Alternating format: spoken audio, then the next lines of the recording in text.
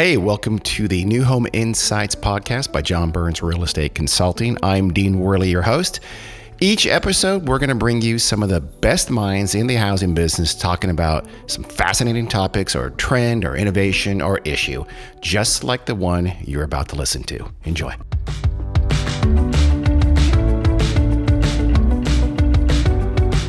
Welcome to New Home Insights, the John Burns Real Estate Consulting podcast about everything to do with the U.S. housing market. I'm your host, Dean Worley. So listeners, I swear there will come a day when we are not talking about COVID-19 and its impacts on housing, but that day is not yet here. So today we turn to the home itself, specifically, how might COVID-19 change how you use your home and what you expect it to do differently in the future? To do that, we're joined by Bill Ramsey. He's from KTGY. It's one of the biggest and most innovative architecture and design firms in the country. So Bill, first, thanks for joining us. Thank you, Dean. Why don't you go say hello to listeners and then tell them a bit about what you do at KTGY. Great. Well, hello, everybody. Looking forward to the conversation today. I run the For Sale studio out of our Denver office. KTGY has 6 offices across the United States. Working out of Denver, I oversee the For Sale design and production in Colorado, Utah, Idaho, Nevada, and Washington. We consider For Sale everything from single-family detached to townhomes and condos, going up into the mid-rise category. Right on, and you're all over the country. I mean, you guys have a national footprint. Yes, yeah, we are nationwide again with our 6 offices, and I believe last year we were active in 46 states. So let's start with kind of a bit of the bigger picture. I guess kind of a holistic look at what is driving changes to home design due to COVID and the changes that COVID is bringing to how people live, commute, et cetera. So what are some of these changes in the daily lives of people that are changing preferences in our homes? That's a perfect way to start because we really see the house as a reaction to the way people live. And I can't think of another time where there's been greater changes in the way people live in a short amount of time than what we've experienced over the last few months. Some of the more obvious things being people working from home, obviously remote learning for school-age children, to even things like how we get our groceries and our packages through delivery as opposed to going to the stores themselves, and even how we interact with our friends, family, and neighbors through social interaction as well. Or don't interact, yeah, as the case may be. All right. These are the things, and maybe not going to the office too. We'll talk about home offices a little bit later. Absolutely. Yeah. And part of that even comes into when you're not going into the office, that implies less commuting, which not only affects how you live the space, but where the space you decide to live in might be located. If you're not driving into the office 5 days a week, that could have effects on where you live as well. Yeah. Oh, for sure. So, okay. So let's just kind of explore these home design changes. Let's kind of take a walk into the home. Everyone now listening, visualize as we take our journey through the home. Here's where we need VR. Gosh, I wish we can all put our VR on right now and listen. But without that, let's just use our minds and let's start with the entry. How might home entries change? Well, starting with the entry, one thing that we always like to talk about in design is there truly are 2 entries to the home. There's the public entry and your front door, which most people think of. But most often when you enter your home, you're actually entering from the garage, so your owner's entry. So there really are 2 entries to the house, but both of which are, we're seeing a change in how our lives could potentially use those. Starting at the front door, some ideas we've been throwing around internally and bouncing off our R&D studio as well as some top clients is whether we want to look at bringing back the vestibule, sort of a front mudroom, if you will, where there's a front door that you come into and then a space where you can, take off your shoes and drop some things like that before entering the actual primary living space. And the umbrella rack, or not, whatever, that umbrella little container will come back. Exactly. And also that there's a sort of a win-win there that could be a potential solution for the Amazon drop-off or the porch pirates, where there's an area for someone to drop that inside your home without actually having access to the main house itself. That's a great. That's a great question. I've seen a few things on how that's going to work. What do you think? I mean, I think that's going to be huge. Even without COVID-19, that was becoming huge. Now more so than ever.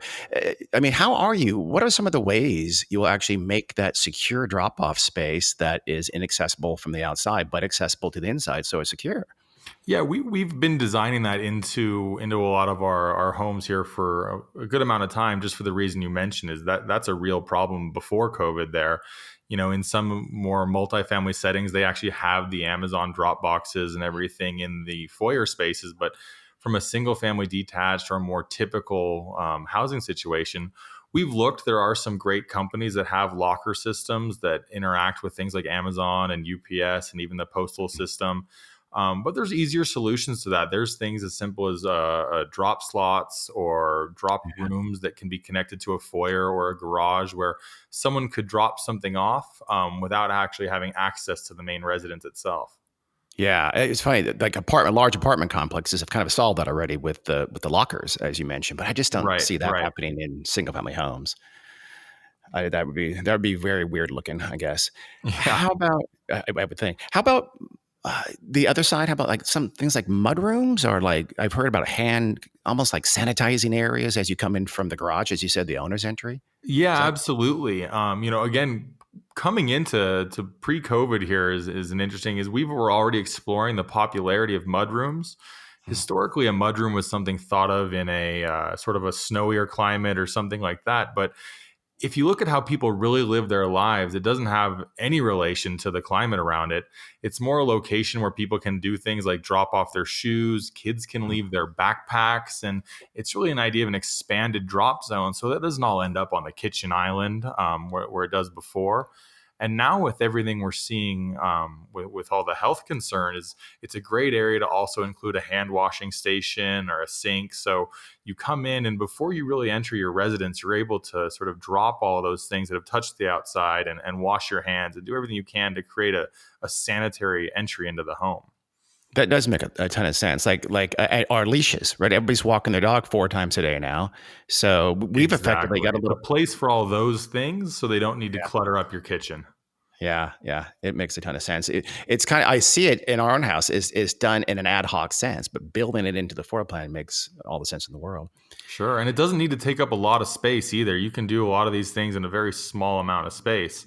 It's just using it well and making sure it's planned in instead of added in after the fact. Now let's switch to a space where we have increasingly been spending the most time, which is the kitchen. As some listeners may know, or maybe not, I don't know if I've talked about this. I became a baking enthusiast before COVID. I want to stress that when I discovered the Great British Bake Off, which I then found had like 9 seasons for me to watch, which was fun. But we all seem to be really focused on our kitchens now, don't we? And in some ways, this just means that we can't get yeast. So thanks a lot, all you bandwagoners. But are some of the nuances that you see happening to the kitchen because of COVID? Well, no surprise that the kitchen has become a focus point because we're stuck cooking for ourselves a lot more often. There's definitely a lot less eating out, and even home delivery is probably a lot less often. But really, the kitchen we're seeing conversations in a lot of different directions. Probably the most universal conversation is storage when it comes down to things like a pantry. Are we looking at larger pantries? How are we looking at storing foods? Is it even potentially with multiple refrigerators?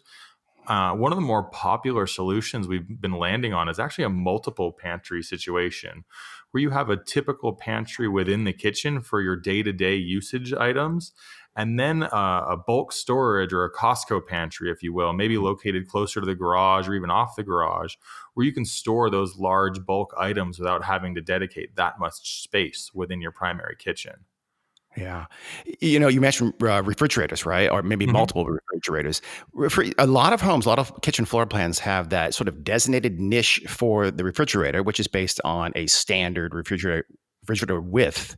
Do you Right. think we might be seeing we have to start making that a little more flexible, you think? Absolutely. I think the flexibility of that space is key. I mean, that standard refrigerator space might be fine for a typical buyer, but there's going to be people who might want a double refrigerator or a side by side. We're also looking at some things that, we're pretty popular in the way people actually live, but you don't typically see in a model where things like a refrigerator in the garage or a freezer in the garage to help keep, again, there's that bulk storage is I don't need all my frozen goods accessed from when I'm in that kitchen, but I do need the ability to store extra frozen goods. Yeah, I think that again, that's something that a lot of households are probably facing right now. I know we are, where we actually have two, one, but they're normal refrigerator freezer sizes. They're not nearly enough. Sure, exactly. And another interesting topic we've been bouncing around is potentially the end of the open great room. For so long, it must be coming 15 or 20 years, we've been including that kitchen within the open great room space Yeah. and wondering if there's maybe a need to separate that now, at least a little bit. It could be for reasons of, washability and sanitary reasons to separate that kitchen from the living space, or just sort of a change in how we view the combination of all these spaces. That's really interesting because we have been hearing that it'll be kind of a battle between two competing preferences, won't it? What you just said is closing it off for sort of sanitary or for health reasons, but then we all kind of prefer that big Mhm. open great room space. I mean, so we'll kind of see who wins, I guess. Yeah, and a lot of home design comes into options and target buyers, and you might end up with Mm. neighborhoods where you have one kitchen done one way and another the other. So buyers can sort of view what their preference is, and the beauty of systems like that is the popular option always wins out over time, and we can learn from it. How about switching over to maybe a little bit of a forgotten space, but the laundry? Do you see that space changing too? Absolutely. The laundry has almost been one of the cruxes of conversation here because it feels like half the people we talk to say the laundry needs to now be a larger space where you're combining it with other uses, or maybe it's a space that can be flexed down in order to provide spaces for other things. So the conversation starts to hinge on, is a laundry room simply a place to wash clothing where you can make it as small as possible and dedicate space elsewhere? Or is that laundry room really a home management center where it gives opportunities for other uses and there just happens to be laundry equipment within that space? Like gym. Well, we'll talk about schools we're here in a minute, but also we've sometimes seen gym space or workout space be included in the laundry or something like that. Absolutely. Okay. So speaking of school rooms, for lack of a better term, I mean, we all probably have friends. I know I do, who have become. My kids are kind of older, but I have some friends who have younger kids, and one or both have become part-time homeschool teachers. In the meantime, do you see school rooms, some kind of dedicated space or converted space, I guess, for teaching younger kids as something that's going to be a trend? Are you already seeing the demand for it? Well, yeah, I mean, I can speak to myself. My wife and I have become mediocre first grade teachers at best, but we see the importance of that space. The interesting thing will be is this something that is needed in the temporary in the short term, or is there a mid long term need for it? Obviously, right now it's very easy to dedicate some space or a table or something to that homeschooling process. But learning at home won't stop just when the kids go back to school. There's always going to be homework and all of that. And who knows how dedicated or permanent going back to school may be. So I think the need for a home learning area is a good thing to think about. It's just making sure we do it in a flexible way so it's not eating up a lot of dedicated space without a lot of usage. What spaces might accommodate these? Like, is it the loft upstairs that becomes that, or the bonus room, or something like that? Is that or is it a completely new space? So I think it's handled one of two ways. One thing we're talking about a lot is combining with other spaces. When we talk about the laundry or even the kitchen earlier, one things we're looking at is there potentially a workstation within that where the children can be working or studying, but also have the parents nearby to help with any questions they have or simply oversee to make sure they are doing their schoolwork. Um, the other side is, again, we don't want to dedicate too much space to a part-time use. So we're looking into things like an education nook or a working nook where it's a small alcove off a main area where someone can sit down and have a little, quiet enclosed space to focus without taking up an entire room or without feeling separated from the rest of the family. They're still a part of that home network. Yeah, and with earpods, they don't have to hear you. You know, if you have the TV on right next to them or something like that. Exactly. So let's move to now a space that is probably on the minds of a lot of folks even listening right now, because maybe they're listening to this podcast not while driving to work, and that is the home office. Is that as transformative a change as many folks believe? Yeah, I would put this in probably the biggest change, and a change that's most likely to stick long term. As so many companies are working from home, we're realizing that we can do the vast majority of our jobs remotely, and it provides flexibility that people really enjoy. So even as people are opened up and allowed to go back to work, I see a need for a home office as a permanent need. I think people are going to be working remotely, at least on a part-time basis going forward. And so we have to decide how that looks into home design. Is there a dedicated home office space? And if there's two working members of that family, how is that home office shared or split, or are there two smaller spaces? Yeah, that's going to be tough. Same question for like the schoolroom. Does the home office come in lieu of something else, or is it in addition to, or how might it be accommodated? Yeah, it's going to be hard. We can only add so much to a home. We already have a big problem with attainability, so there's going to be a lot of need for in lieu of or in flexibility with. Yeah. Earlier, we talked about potentially that laundry space getting smaller, and we did an internal survey with all of our staff members across the country where we gave them some options, and one of them was basically your laundry became a small laundry closet, but you were given a dedicated home office space, and that was the majority vote getter of what people would Yeah. want to select. Okay. Oh, yeah, that makes sense. It'll probably be lots of options, right? Some people use a secondary bedroom as your guest room is also your office. If you have a guest over, then you're screwed. But otherwise, that might be your office space. It can go almost anywhere as long as I do think what we'll see though is it'll have to be enclosed in some fashion. I think, don't you? Yeah, the ability, at least have to the ability to enclose, but the ability to enclose is so important for things like conference calls and Zoom meetings, where you need to be able to create that acoustical separation and privacy to actually get your work done. I'm just waiting for my dog to bark because my home office space is not as enclosed as I like to be. He's sleeping right now because it's hot, but we'll see. Yeah, Uh, you touched on the guest bedroom earlier. That's one of my favorite things to discuss when we talk about trade-offs, because the utilization of spaces is so important. And a guest bedroom so often becomes an empty 120, 140 square feet that's only used a few times a year. Designing flexibility into that so you still have that guest space, but while you don't have guests with you, it can be used for one of these new needs we've been discussing is so important. Will more home officing have increased demands on sort of home tech and connectivity? I guess that's not really completely a floor plan or design question, but will you make allowances for tech changes and tech needs as you're designing home offices? Yeah, one of the points there is making sure that our home itself, the shell, can provide whatever somebody might need to put into it in the future from a technology standpoint. There's easy and obvious things like home wiring and stuff like that, but making sure that there might be a space for a rack system or any sort of technology that's needed. Technology changes so fast, Yeah. we're not always trying to make sure the newest things are in our house, but we need to make sure that the houses are designed in a way that people can add whatever they need over time. What we don't want to do is create the home as a speed bump. And that's so hard because, like you said, you just don't know what's going to come next out of Silicon Valley or wherever that calls for radical change in how we live and how we design our homes. Absolutely.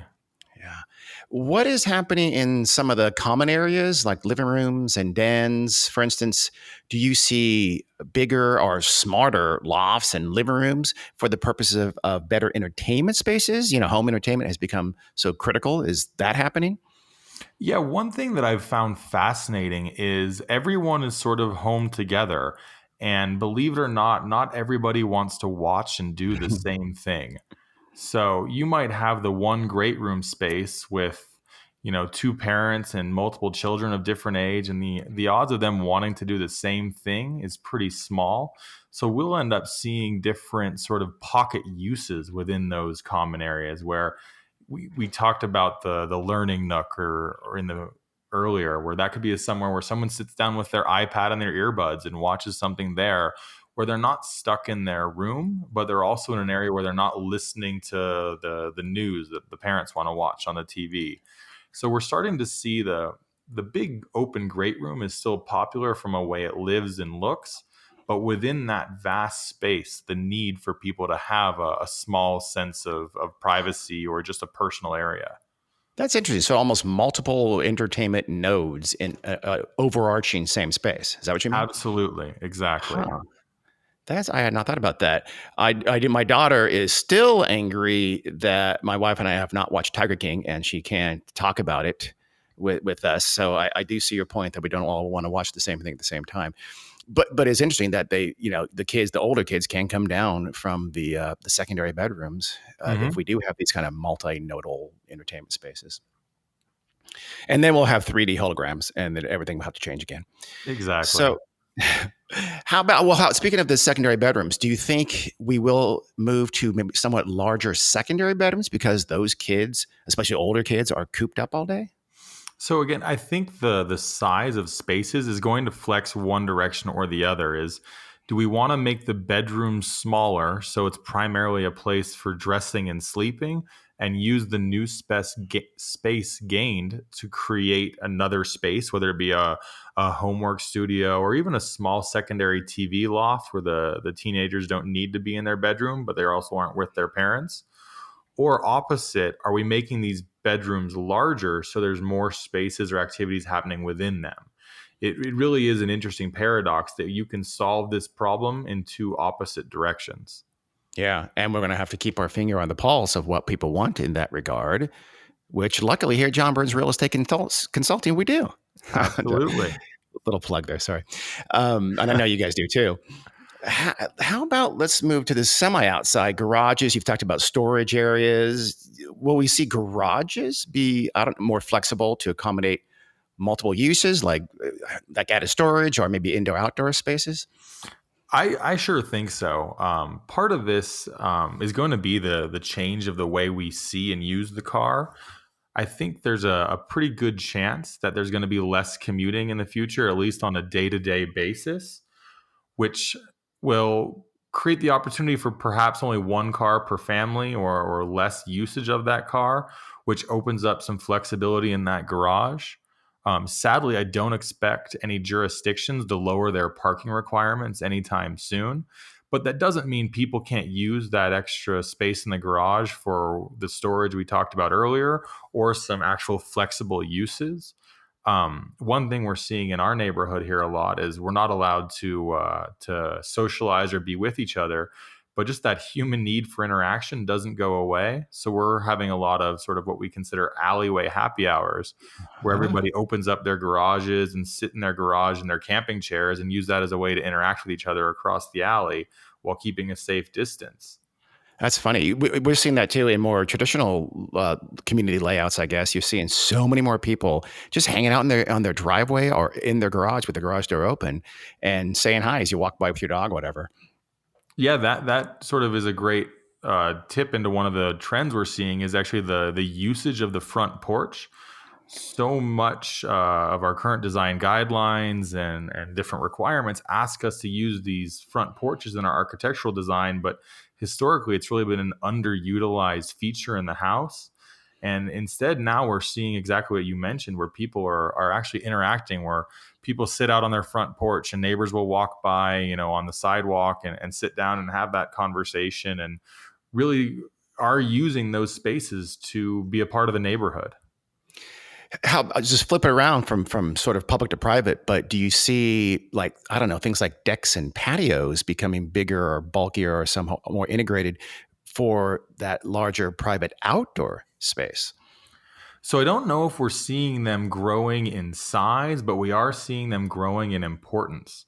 Even in a lot of our high density multifamily solutions we're talking about is that small little bit of outdoor space is so important for people when they don't have the ability to go out to a large public space. And so when we're designing townhouses and single families, that yard has become such a key part of the home where the children have a place to play and the family has a place for the dog or a barbecue. And how much can we get that outdoor space to interact with the living environment? So it really is a key portion of living in that home. So you really want to see those spaces. Like, say all you have is a little courtyard patio. Are you just trying to integrate that more with other parts of the home? Absolutely. Yeah. Whatever space can be allotted for that, we need to make sure we do the best job designing towards it we can. Yeah.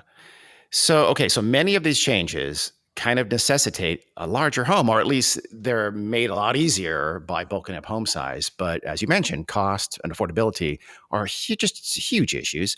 So, we have to wonder what sacrifices are people going to be willing to make.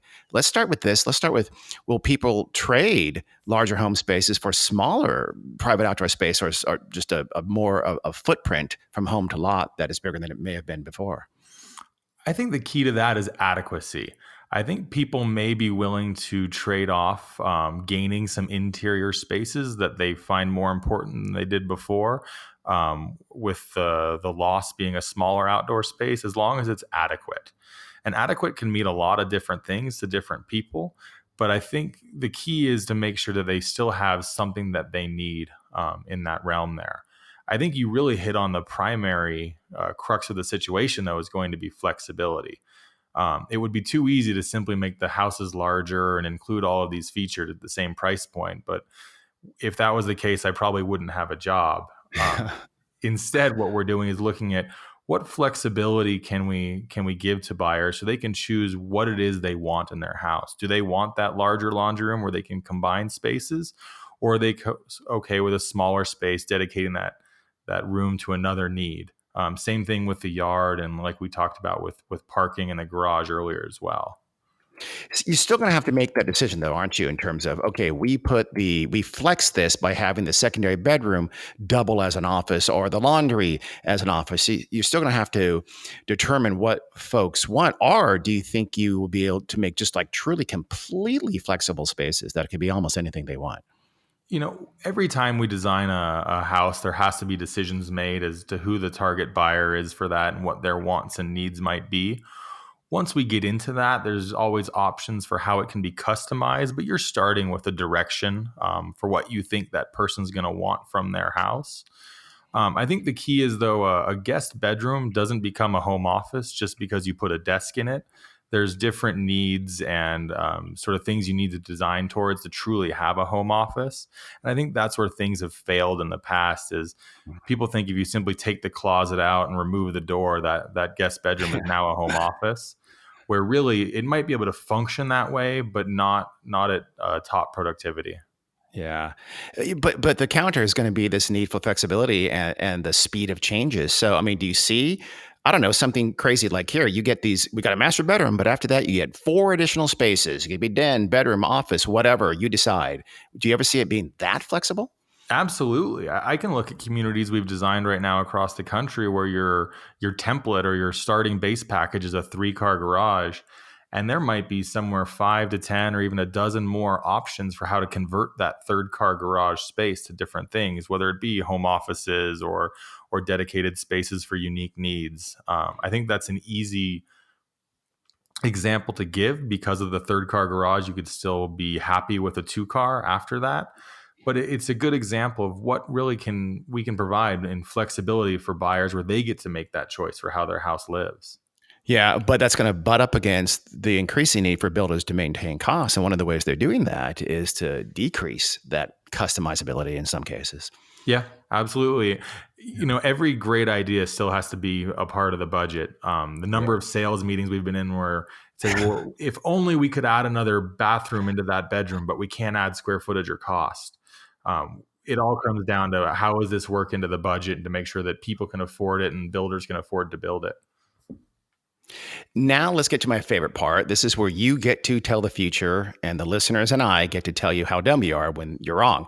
So, I mean, we always have to be careful, don't we, about reading current trends into the future. For instance, every time there's a gas crunch and something happens in the Middle East and price of gas goes up, a bunch of people pontificate that no one is ever going to buy a home in a distant suburb again, and they're wrong every time. So we have kind of short memories.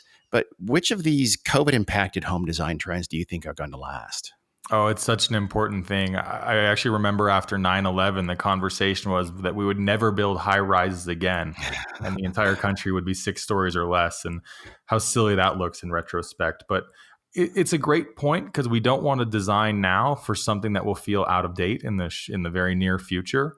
And so we have to look at all the ways our lives have changed in the last few months, what's going to stick and what's going to be important over the next few years. I think the easiest and probably hardest to argue with is working from home. Again, so many people are forced to work from home full time right now. But when that starts to ease, it's pretty hard to imagine everyone going back to work full time, at least as a norm across the country. So many people are working from home and reaping a lot of the benefits from that.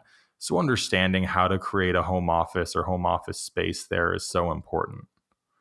Yeah, I agree. I mean, I honestly, I can't think of another thing that we've talked about that is just sort of, I feel real confident saying that's going to be something that lasts. Maybe drop-off spaces, secure drop-off spaces, but otherwise, a lot of these things, other than home officing, they could be ephemeral. We just don't know. Like hanging out on your porch, is that going to outlast COVID?